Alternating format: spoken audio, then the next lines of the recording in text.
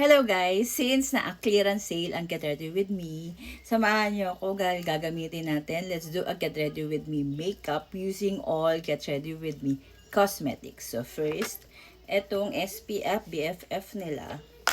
Guys, paubos na to eh. Paubos na to sa akin. Ito, tignan niyo. Paubos na siya. Meron na akong naka-backup. Just in case. Sinisimot ko na lang to. Ang SPF, BFF nila. Gusto ko to, especially if for makeup. Kasi, ang ganda ng lapat ng makeup ko pag ito yung gamit ko. Ito yung SPF, BFF with sunscreen na to kasi. Meron na siyang SPF. Siyempre, meron ng SPF, BFF na. Diba? And then next, ang gagawin natin, siyempre, dahil nahihilig ako ngayon sa ating skin tint lang tayo guys. Itong daily tint nila. At itong daily tint nila, ang prefer ko. Ay, wait. Before that, let's prepare itong color corrector nila. I think naka-sale to guys. Prepare nyo yan. Ibababad ko muna ang aking color corrector on my under eye. And then, let's proceed guys. No cut to guys. Sobrang raw nitong video na to. Kasi, this is in the shade Hanabi. I think Hanabi. Yeah. Hanabi ako for the daily skin tint. If you're asking me. Look at that. Sobrang natural lang. Kaya, ang gamit ko sa daily skin tint is kinakamay ko na lang. Kasi, kapag ang tawag doon, kapag brush or sponge ang gamit ko,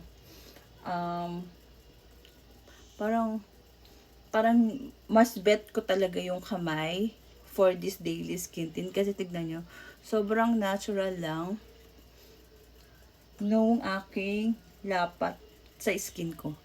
Sobrang natural lang. Dagdagan natin dito. Usually in excess lang yung nilalagay ko rito sa noo. Kasi hindi naman natin masyadong ginagalaw yan. Okay, next is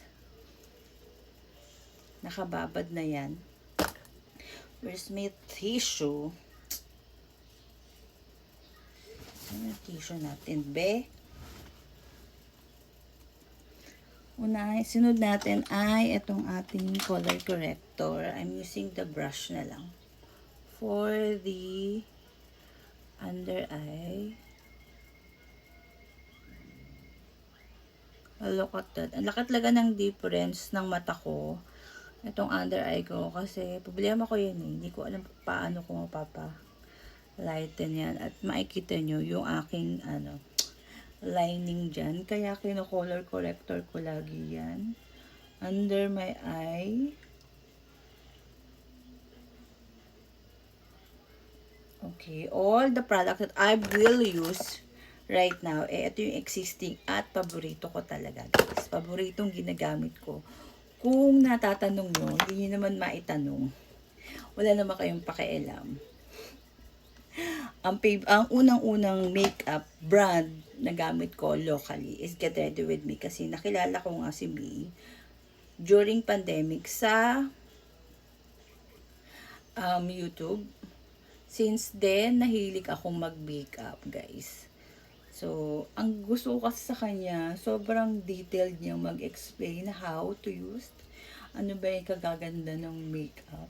Parang, dun ako nabilib sa kanya how she explained the product kapag nire-review niya yung mga makeup product. Kaya, ang kilala ko talaga na makeup is etong Get Ready With Me. Kasi sobrang fanatic ako ni May Layog. So, next, guys, is sobrang simplehan lang natin. Ito. Favorite, ito, mas prefer ko, pagdating sa under eye, prefer ko talaga itong, yung bright and pink nila, kesa sa Ultra Blur. Kasi, iba yung nagiging, niya. Nasaan na yung iba yung dating niya, kapag itong bright and pink compared dun sa latest nila ganitong Ultra Blur. Ang Ultra Blur ko is shortbread. For dito na lang gamitin na. Tignan nyo yung difference, ha?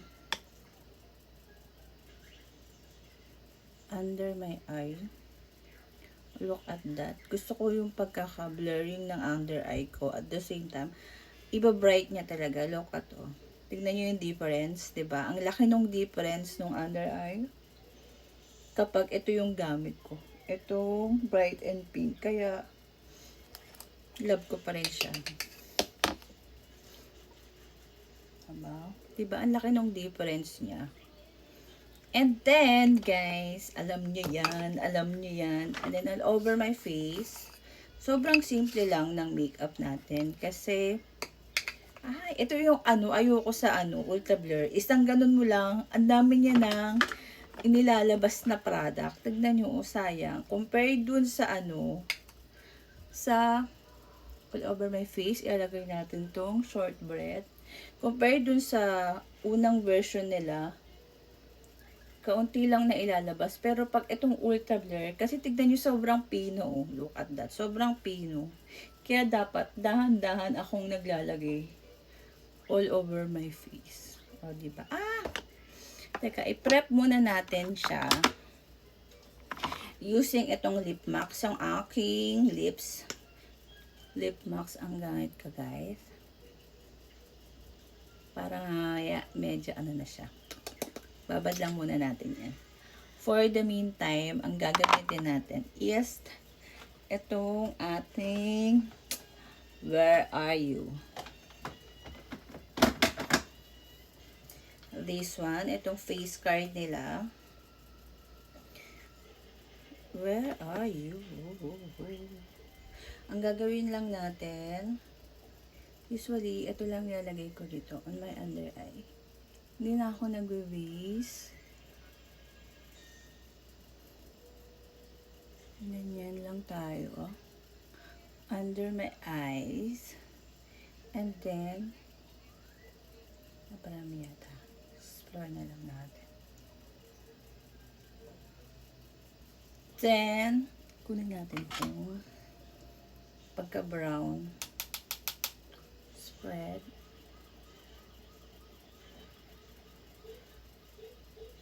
Diba?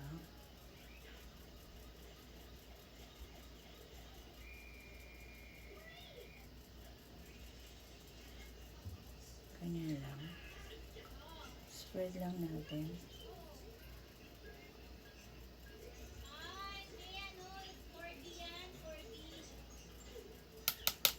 Under this one. Kagandahan kasi sa face guard, guys. Nandiyan na lahat. Nandiyan na lahat. Isang anuhan mo lang. Yan na. Nandiyan na siya. Mamimili ka lang anong gusto mo. Diba? Mamimili ka lang anong prefer mo. And then, saka, isang anuhan lang. Isang lagayan lang. So, i-ano lang natin. Kuha lang kayo ng malinis na brush para maano natin. Diba? Next is itong paste. Saan na yung ginamit nating brush for guys, ito sobrang Pablo's Latte. Favorite ko na ta. Sobrang alam nyo yan. Tignan nyo, sagad na yan. Ang pinapartner ko rito is this one. Syempre, hindi ko alam yung anong shade niyan. Basta, nakalimutan ko na. Kasi, kailangan kong tanggalin dito. Ayan. So, para natural effect lang. Natural effect lang ang ating ilalagay. And then, ito ay lagay natin itong highlights sa gilid. Natural lang. Para good looking. Diba? Next is, kailangan natin ng under eye. What is the under eye?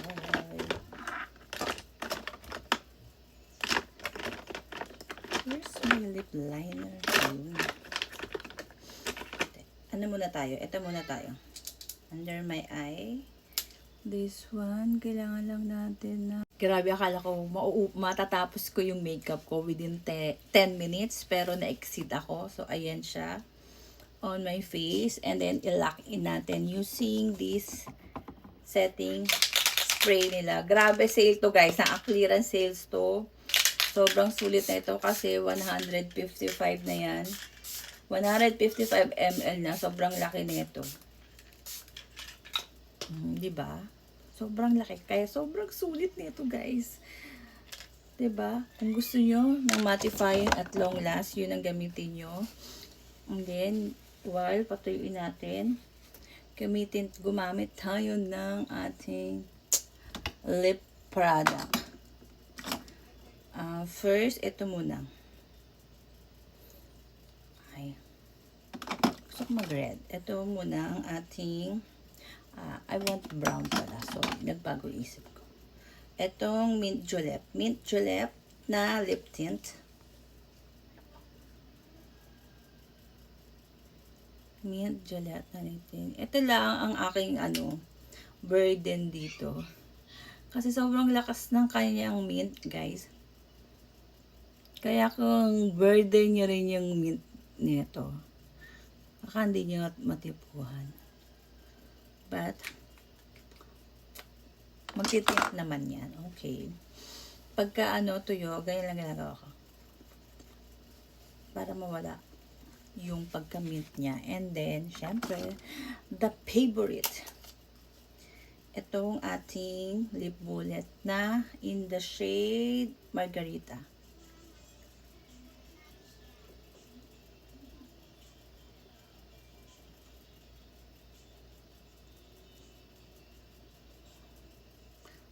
Diba? The shade Margarita. And then, lastly, last na lang guys, itong ating, asan na? Nawala. Where are you? This is the final look guys ng makeup natin using Get Ready With Me Cosmetics. Enjoy the clearance. Bye-bye!